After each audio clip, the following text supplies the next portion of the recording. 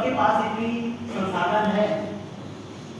अगर अपने लेवल पे संसाधन है कि किसी के पास अपने पास खुद के संसाधन है तो वो इसमें अपने लेवल पे लगा सकता है, लेकिन एक देश के तौर पे चूंकि ये फायदा देश को भी मिलना है, हम डेवलपिंग से डेवलप कंट्री में कन्वर्ट हो सकते हैं अगर हम ज़्यादा लोग अवेयर होंगे और ज़्यादा लोग इस इनोवेटिव आइडिया को मोनेटाइज कर पाएंगे, इसको पेटेंट करा पाएंगे अपने आइडिया को।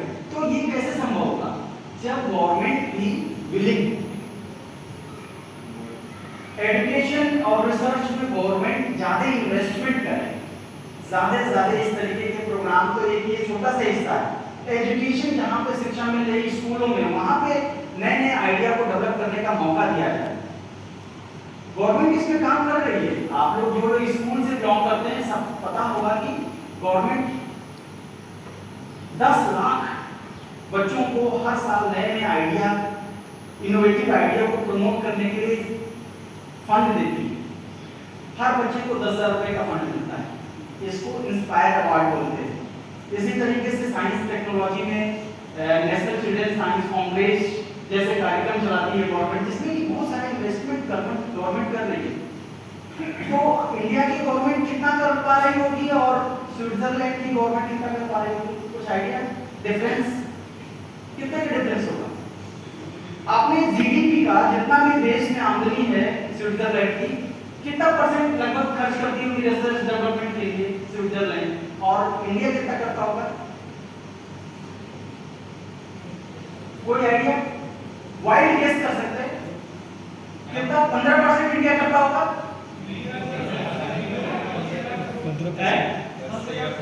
13%। एक जवाब आया 13%। जीडीपी का 13% ज्यादा है तो 1% भी नहीं होगा। एग्जैक्टली, ये बिल्कुल सही है। इंडिया ने अभी तक ह्यूमन ब्रेन के पावर को 7% एजुकेशन में नहीं है, 3% एजुकेशन है। ह्यूमन ब्रेन के कैपिटल को बनाने के लिए जो इंफ्रा चाहिए, जितना प्रॉपर इन्वेस्टमेंट चाहिए, उस इन्वेस्टमेंट को कहते हैं कि भाई हमारे घर में हीरा रखा है और हम किसी और के घर में जाकर ढूंढ रहे हैं कि कहाँ है। हर जितने भी ह्यूमन ब्रेन है, यहाँ की टैलेंट को बाहर के लोग जो है अपने यहाँ नासा, इसरो, आप इसरो में देखिए और नासा में अंतर देखिए, कहाँ के लोग जाते हैं? इंडिया के लोग हैं। क्यों वहां गए? कुछ लेके गए यहाँ से क्या? ये भी लेके गए। और जब ये लेके जाना ही है, जब यही है प्रॉपर्टी हमारी, जो सोच है, हमारा जो ब्रेन है, वही प्रॉपर्टी है, तो यहाँ पे इन्वेस्ट होता अगर उसको वो सारे फैसिलिटीज मिल पाते। तो यहाँ के नासा जो है यहाँ होगा ना, नहीं उतने सारी चीजें हम यहाँ पे कर पाते। तो ये विल पावर जीडीपी का 0.67% के आसपास हमारी गवर्नमेंट करती है खर्च पॉइंट में। अभी 1% में नहीं पहुंचे, और वो जो फर्स्ट पे है वो कितना करते हैं पता है? 3% से ज्यादा। टोटल जीडीपी का 3% से ज्यादा है केवल रिसर्च डेवलपमेंट में खर्च करते हैं। उनके पूरे एजुकेशन में जो जीडीपी का खर्च है वो लगभग 5.5% के ऊपर है, 5.67 ऐसे कुछ है। और हमारा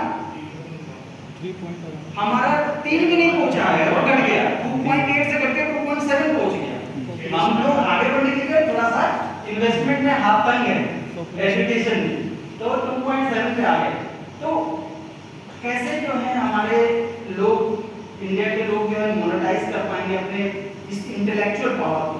तो इंटेलेक्चुअल पावर का एक अवेयरनेस, दूसरा इन्वेस्टमेंट, तीसरा कल्चर, जहां पे कोई आपके काम को सराहना ही नहीं मिले, इनोवेशन को कोई सराहना ही नहीं मिले।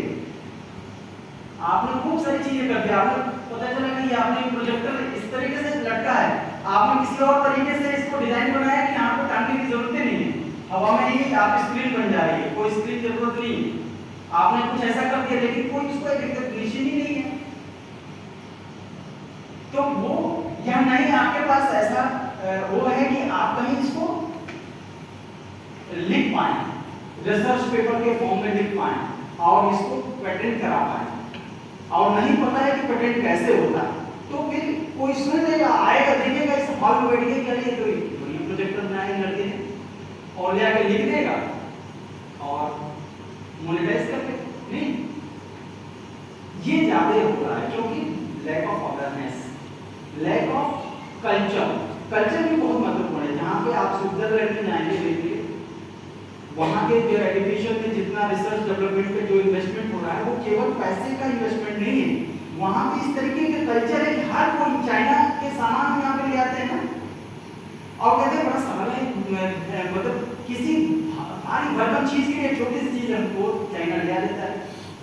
तो क्यों ला पाता होगा? क्योंकि वहाँ पे इस तरीके के इनोवेशन करने वाले लोग को प्रमोट किया जाता है कि आप ये करिए, ताकि उसको कोई फैक्ट्री वाला, कोई जिसके पास पैसा है, उसको एक ब्रॉडर लेवल पे, लार्ज स्केल पे प्रोडक्शन चालू कर सके। और जब लार्ज स्केल पे प्रोडक्शन होगा तो जिसका आइडिया था उसको भी मोनेटाइज होगा, वो पैसा मिलेगा उसको और जो पूरे देश कंट्री को फायदा होगा। तो इस तरीके का जो कल्चर का एक मसला है कि कल्चर को कैसे हम बिल्ड करें, ये भी एक महत्वपूर्ण बात है। तो